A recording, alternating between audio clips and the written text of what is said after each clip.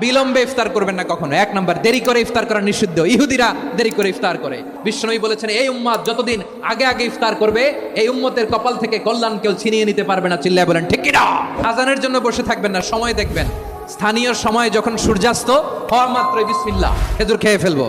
2 number, রমাদানের পবিত্রতা বজায় রাখবো। কোনো তর্ক বিতর্ক অশ্লীলতায় আমরা জড়াবো না, ঝগড়া করবো না, সরাসরিও না, ফেসবুকেও না। কালি দিলে বলবেন ইন্নী ইমরুউন সায়েম, আমি রোজাদার। ব্যাড হ্যাবিট থাকলে রমাদানে এটা ছাড়ার মহা সুযোগ।